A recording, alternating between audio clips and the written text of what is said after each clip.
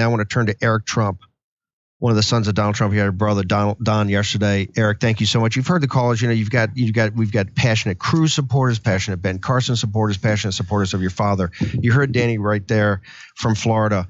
Many of the people that are supporters of your father say, hey, it's the body of work the guy's done. Yeah. It's the angle of attack of which he brings problems. And quite frankly, we wouldn't be having these discussions about immigration. We wouldn't have this about trade. Talk to us first off about the man himself and what people you think should know about him, and then we'll talk about some of the details of the policies. Well, it means the world to me when I hear guys like Danny.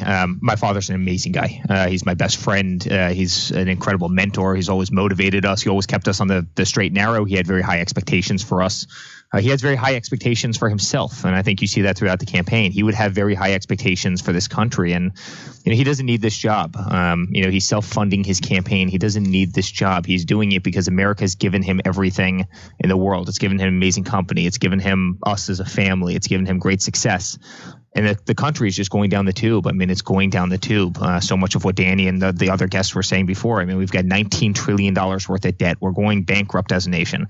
We've got a nation that's ranked 28 in the world in terms of education. Where you have third world countries that are beating us in terms of educating our youth. And the problems go on and on and on and on. And that's why he hopped into this. That's why he's self-funding it. He doesn't want to be reliant on the pundits. And I asked your sister, she was just on, look, you guys have a successful business. He's 69 years old. You've got a great family, clearly very loving. You like hanging out with each other. You can tell that. She's got brands she's working on. You're doing everything. Why today we got some radio guy that's we're going to get into Breitbart later that's attacking your family personally, the women in your family. Why? What is it that gets a guy at that age and that accomplishment to say, I'm going to go into something which modern political environment is the politics of personal destruction. Yeah. It's nothing else. They're not going to argue about his marginal tax rate. They're not going to talk to him about the trade deal. Yeah, they're going to get to all that, but it's all about particularly not just that the Republican parties have got today. It's a blood sport. We understand that. But when you face somebody like the Clintons, right, with their apparatus, it's going to, why would a family with all that, why would you do this? By the way, you're 1,000% right. Love of country. Very simply, love of country. At 69 years old, when you have the company that you do, right? You don't go out and do. It's not an enjoyable process. It's a tough process, right? You're getting hit from every angle. You're getting beat up every single day. It's a very expensive process. Again, he's putting his money where his mouth is.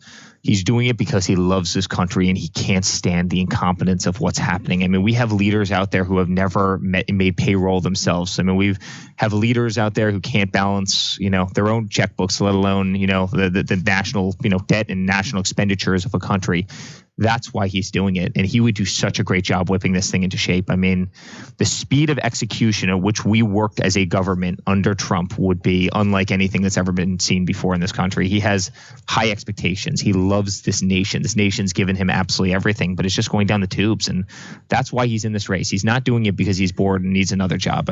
We have an amazing company. We're doing great things all over the world. He's doing it because he wants to fix the problem. How big a deal has been this politics of personal destruction, particularly as now, if you're successful tonight and you continue to be successful, it's only going to get worse. This is like the top of the first inning. How is that starting to affect family members, particularly the female members of the family? Yeah, well, listen, we're very, very fortunate. We've been in the limelight our whole lives. We're used to taking the punches. And quite frankly, if you're in New York real estate, you take a lot of punches, right? That's kind of, another very, very tough industry. So you have to have a thick shield. You have to have a thick shield. I can't tell you, as a man I love more than anybody in the world, and that's my father, how oftentimes I'm reading, or watching TV or reading a newspaper and somebody's saying something and you want to literally jump through the TV and attack them, and they're going after somebody you care about immensely. But you also have to realize that that's the structure. That's U.S. politics. That's probably politics in general. And you have to have a very thick skin. If you don't have a thick skin, you shouldn't be running for commander-in-chief of the United States. It's just that simple. And so, you have to take it with a grain of salt, and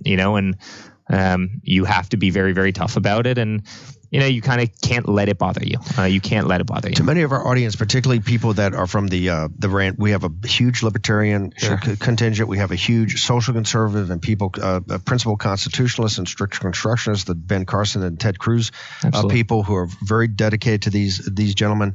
In order to build a coalition, one of the concerns people have all the time is that, look, I like what Donald Trump says. I like the message. I like the alpha male aspect of it. I like it. However, the founders warned us about the man on the white horse. The founders were quite concerned during the two revolutions, the American and French, the rise of a guy like Napoleon that totally comes from outside the system, says, I got all the solutions, here's what it's going to be.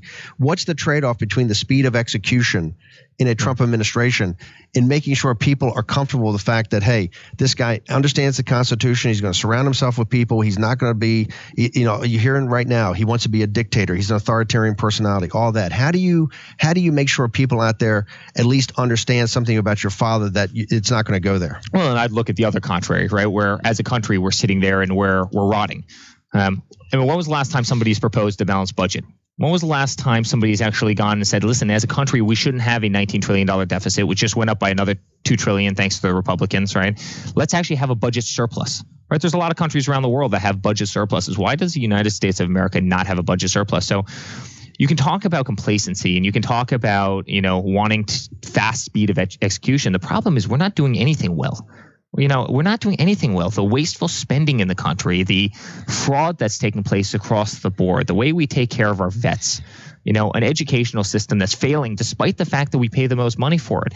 I mean, everything we do, we spend the most amount of money and we get the worst result. And that's not what America is about.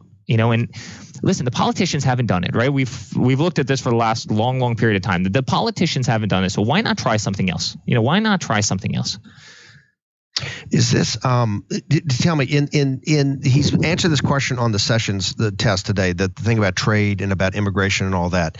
It seems like last night in his speech in the pep rally, you had this thing with this vulgarity, but the bulk of it was about policy, and he's really starting to lay out this kind of populist nationalism. Here you have a billionaire, I think it was your brother that said he's a blue collar guy with a big balance sheet, right? Yeah. How much, as he shifts, how much is going to get away from some of the personal attacks and focus on these core elements of trade, of building the wall, of taking the jobs back from China, of stuff that has clearly resonated with a blue collar and a middle class audience? Yeah, I think a lot. I think in delivering a message, sometimes you have to be macro in that you have to make the point that a wall is needed, right? I mean, they wouldn't even have that conversation if it wasn't for him. Put out something thematically. You have to do that. And then what you do is the one thing I'll say about my father, and I see this every day in our company, he will align himself with the greatest people in the world, the toughest negotiators, the greatest military leaders, right? I mean, just the smartest people when it comes to energy and oil and everything else, right? And healthcare. That's what you do.